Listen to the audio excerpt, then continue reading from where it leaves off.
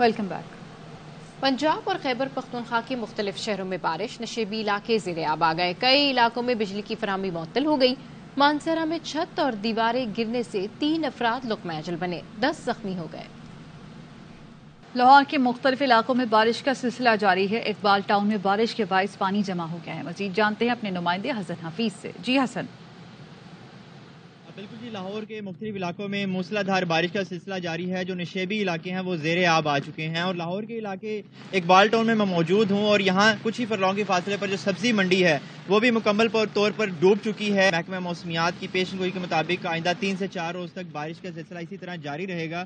جو مختلف علاقے ہیں نشیبی علاقے وہ زیر آب آ چکے ہیں، اور واسا کی ٹیمیں تو فیلڈ میں موجود ہیں لیکن فی الحال ناکام دکھائی دے رہی ہیں، اور میرے عقب میں بھی جو ہے وہ بارش کا پانی جمع ہوا ہے، اور کہیں تو واسا کی ٹیمیں موجود ہیں متحرک ہے اور کہیں متحرک نہیں ہیں۔ اس وقت سب سے زیادہ جو ہے وہ گلشن راوی میں 173 ملی میٹر بارش ریکارڈ کی گئی ہے۔ جی، مانسون بارشوں کے باعث لاہور پانی غازی آباد میں بارش کا پانی گھروں اور دکانوں میں داخل ہو گیا۔ مزید صورتحال جانتے ہیں ہمارے نمائندے الماس خان سے۔ جی، اپڈیٹ کیجیے۔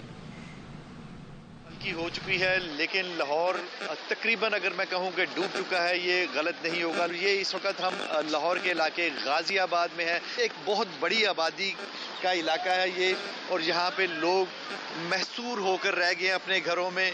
لوگوں کا کاروبار ٹھپ ہو چکا ہے، دکانیں یہاں پہ بند ہیں، اور اس علاقے کے لوگ خاصی مشکل کا شکار نظر آ رہے ہیں۔ پانی نکالنے کا کوئی نظام، کوئی جو سیوک ایجنسی ہے واسا، وہ یہاں پہ ہمیں نظر نہیں آ رہی۔ معلوم نہیں کہ یہ پانی کب تک کھڑا رہے گا۔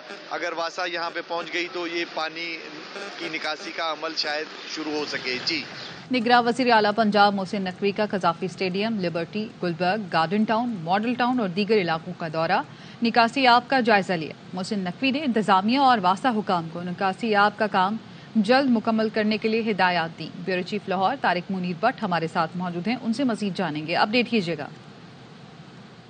جبکہ لاہور میں شدید بارش ہو رہی ہے پنجاب سمیت، اور لاہور کافی جگہوں پہ ڈوبا ہوا ہے۔ اس سلسلے میں وزیر اعلیٰ پنجاب جو ہے نگران، وہ خود اس وقت لاہور شہر کے دورے میں نکل چکے ہیں، اور انہوں نے اس وقت قذافی اسٹیڈیم، لبرٹی، بلو ایریا، گلبرگ، گارڈن ٹاؤن اور مختلف علاقوں کا معائنہ بھی کیا ہے، اور انہوں نے محسن نقوی نے بارش سے پیدا ہونے والی صورتحال اور نکاسی آپ کا جائزہ لیا ہے، اور محسن نقوی نے انتظامیہ اور واسطہ کام کو ہدایت کی ہے کہ فوری طور پر نکاسی کا کام مکمل کیا جائے، اور نکاسی آپ کے لیے تمام وسائل بروئے کار لانے کو کہا ہے۔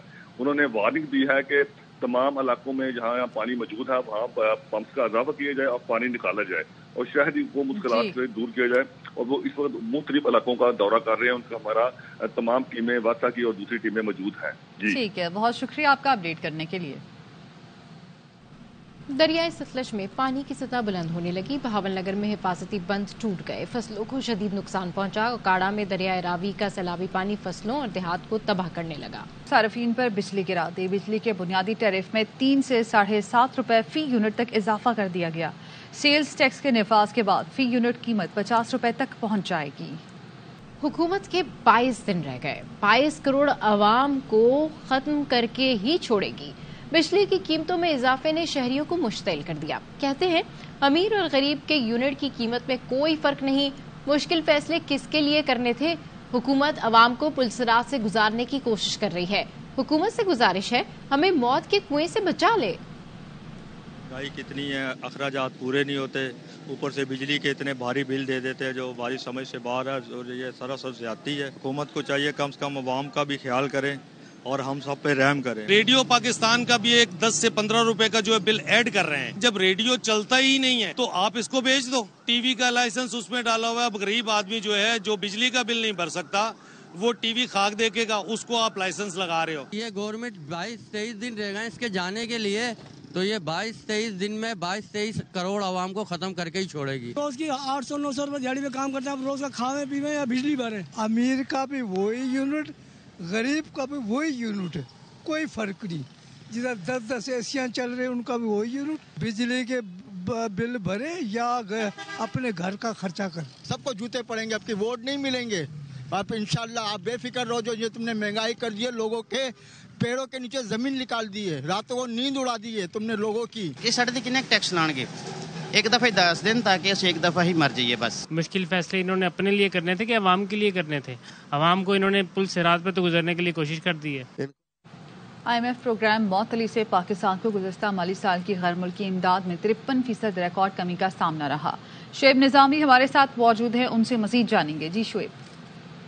जी, गुज़श्ता माली साल जो है उसमें ये तखमीना लगाया गया था कि पाकिस्तान को फॉरेन रिसीव तकरीबन 22.8 अरब डॉलर की मिलेंगी, लेकिन सिर्फ 10.8 अरब डॉलर की मिली और इसमें जो इमदादी इदारे हैं उनकी तरफ से तकरीबन 5.2 अरब डॉलर मौसूल हुए, जबकि इसका हदफ 7.6 अरब डॉलर था।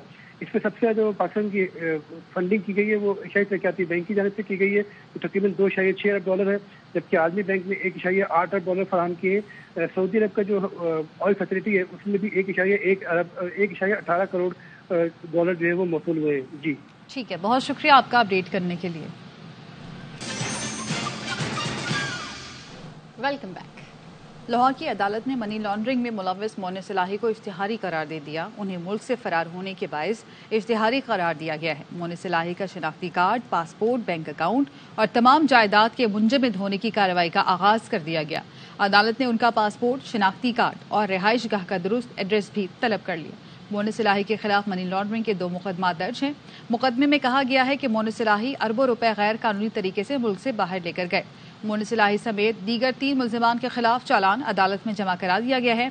अदालत ने मोइन सलाही की ट्रैवल हिस्ट्री, बैंक अकाउंट की तफसीलात तलब कर दी। खबरदार, जो किया आजादी इजहार, हुकूमती ढुल का पोल खोलना, सरकार की नाकिस कारकर्दगी अवाम के सामने लाना, करप्शन पर नजर रखना, सब बंद। अब वो खबर चलेगी जो सरकार चाहेगी। अब सच वही होगा, हुकूमती और रियासती इदारे बताएंगे। एनए के सदर काजिम खान कहते हैं सहाफियों को उठा लिया जाता है, सहाफियों की जबान बंदी की जाती है। डिसइंफॉर्मेशन पर कानून पहले से मौजूद है। बात जरूर हुई, लेकिन पीका ऑर्डिनेंस के ऊपर कोई एक तंजीम भी इस हुकूमत का साथ देने के लिए तैयार नहीं थी। आप मुझे ये बताइए कि इस मुल्क के अंदर सेंसरशिप, आज बदतरीन हालात हैं जर्नलिज्म के इस मुल्क के अंदर। आजादी सहाफत जिस नाजुक दौर से गुजर रही है, मैंने तो अपने 26 साल के कैरियर में इतनी सेंसरशिप नहीं देखी। सहाफियों को उठा लिया जाता है, सहाफियों की जुबान बंदी है। आप इन सारी चीजों के होते हुए फिर उन्हें एक पीका ऑर्डिनेंस लेके आए। ये तरमीमी ऑर्डिनेंस ला क्यों रहे हैं? ये कौन सी आजादी है? इस मुल्क में पहले आजादी सहाफत है, ये तो वतीरा है इस हुकूमत का। ये जब किसी दफा है तो इन्होंने पीका के जरिए जुबान बंदी की, इस दफा फिर आए तो फिर इन्होंने यही करना। किस कानून के तहत किसी इंडिविजुअल को बोलने से रोक दिया जाए? कोई दस्तूर है इस मुल्क के अंदर? हुकूमत पेमरा के जरिए मीडिया को कंट्रोल करना चाहती है। कानून के जरिए आज़ादी इजहार का हक छीना जा रहा है।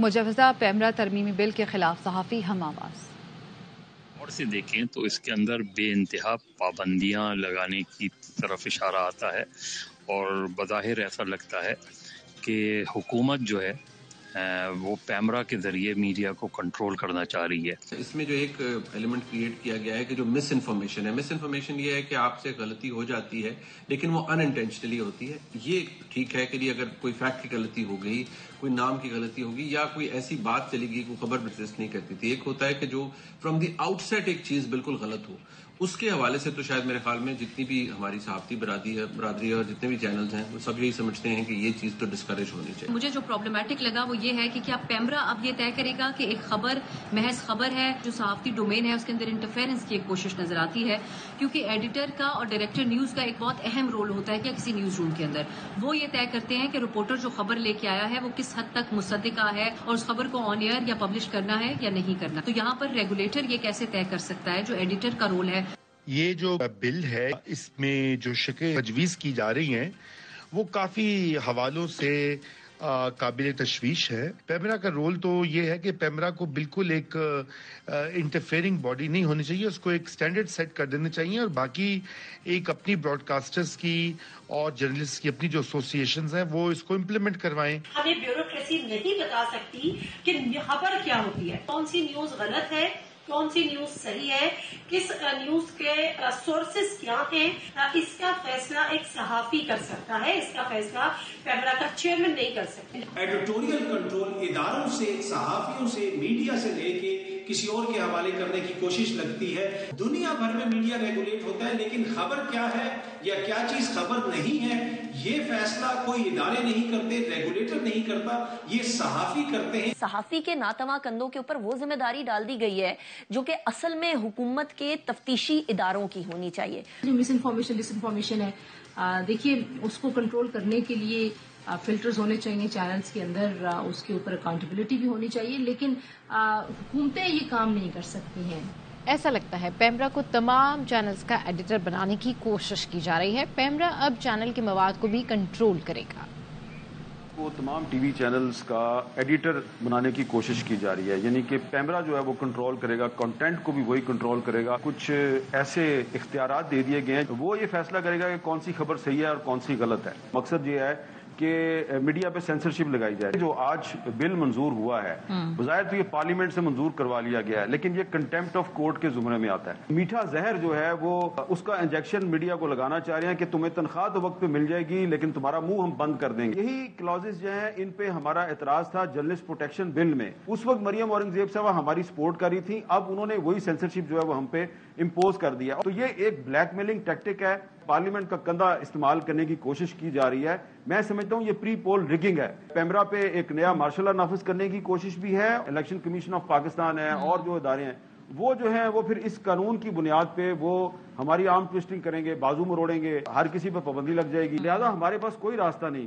हम इस हुकूमत के खिलाफ, ये बिल मंजूर करने वालों के खिलाफ और पेमरा के खिलाफ हम तो मजामत करेंगे। इस डिसइंफॉर्मेशन और मिस इन्फॉर्मेशन के बारे में हमारी 4-5 मीटिंग्स हुई और कोई किसी कंक्लूजन पे हम नहीं पहुंच सके थे अभी तक। खबर का इख्तियार आप किसको देंगे? गलत है, ठीक है, हो सकता है कि 22वें ग्रेड का अफसर बहुत काबिल हो, लेकिन वो जर्नलिज्म को तो नहीं समझता होगा। नुमाइंदगी दी गई है पीबीए को भी और पीएफजे को भी, ठीक है, लेकिन इनको राइट ऑफ वोट नहीं दिया गया। फैसला एक जर्नलिस्ट की खबर के मुतल्लिक होना है, एक चैनल के पर चलने वाली खबर के मुतल्लिक होना है, तो उसमें वो जो रिप्रेजेंट कर रहे हैं, वर्कर को रिप्रेजेंट कर रहे हैं या उस टीवी चैनल को रिप्रेजेंट कर रहे हैं, उनके पास राइट ऑफ वोट भी नहीं। बिल रात को आया है और पीएफजे की मीटिंग हमने परसों बुलाई है। खबरें और भी हैं, लेकिन यहाँ वक्त हुआ है एक ब्रेक का। हमारे साथ रहिए।